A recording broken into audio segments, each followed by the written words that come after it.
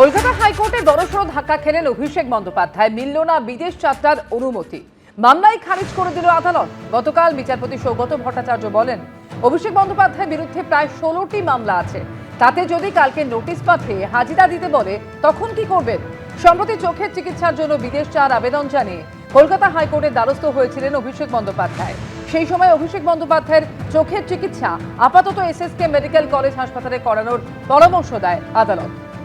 উত্তরপ্রদেশের প্রতাপগড়ে নাগারে ভারী বৃষ্টিতে বিপর্যয়, ভেঙে পড়ল শতাধিক বছরের পুরনো জরাজীর্ণ বাড়ি।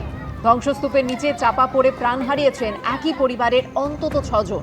অভিষেক বন্দ্যোপাধ্যায়ের বিরুদ্ধে অভিযোগ তোলা হচ্ছে যে তিনি পালিয়ে যাবেন। 2023 থেকে 2025-এর মধ্যে তিনি 12 বার বিদেশ গেছেন, একবারও পালিয়ে যাননি। ঘণ্টাখানিক সঙ্গে সমান অনুষ্ঠানে মন্তব্য তৃণমূলের প্রতিনিধি অনির্বাণ বন্দ্যোপাধ্যায়, যে চিকিৎসার জন্য তিনি বিদেশ যেতে চান সেটা কি এদেশে পাওয়া যায় না?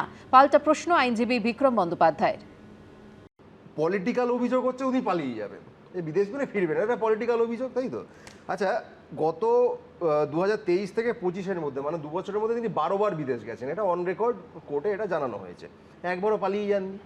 তার ডিপ্লোম্যাটিক পাসপোর্ট আছে, তার পাসপোর্ট এমন নয় যে হঠাৎ করে ফোর্স করে তিনি এদিক ওদিক চলে যেতে পারবেন, সরকার কিছু জানবেন, এটা সম্ভব নয়। তৃতীয় কথা, এই যে পালিয়ে যাবে যে এই রবটা তোলা হচ্ছে, আজ অবধি কোন তদন্ত একটা লজিক্যাল কনক্লুশনের ধারে কাছে গেছে যে তাকে পালিয়ে যেতে হবে? শুধুমাত্র ডাকাডাকি করা, ঘন্টার পর ঘন্টা তাকে জেরা করা বাদ দিয়ে আপনি একটা কোনো অভিযোগের ভিত্তিতে একটা কোনো তদন্ত, সে ইডি হোক, সে সিবিআই হোক, সে অধুনা রাজ্য পুলিশ নয় এখন শুরু করেছে, ইডি সিবিআই তো 12 বছর ধরে চালিয়েছে।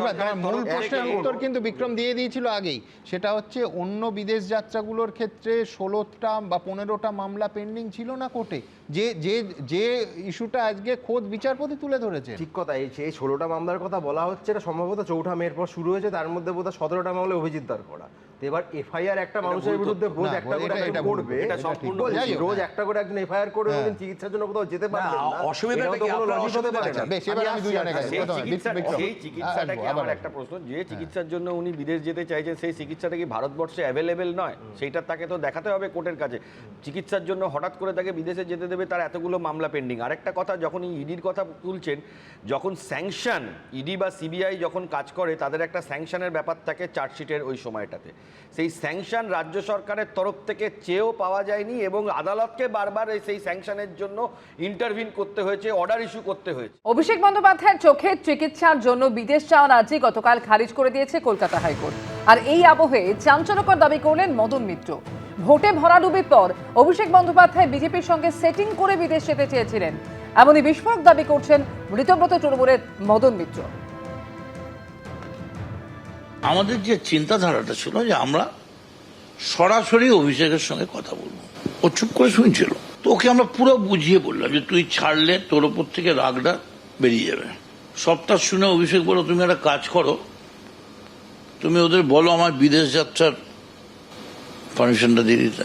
কথা হচ্ছে পলিটিক্সের থেকে নিজেকে একটু সরিয়ে রাখা কিছুদিনের জন্য। তখন হঠাৎ বললো, তাহলে তুমি বলো যে ওদের এদিকে বলতে অপোজ না করতে আমার পিটিশনটা, আমাকে আমেরিকায় আমার যাওয়ার আছে, ছেড়ে দিক, আমি ট্রিটমেন্ট করাতে যাবো, তারপর তাড়াতাড়ি ফিরে আসবো।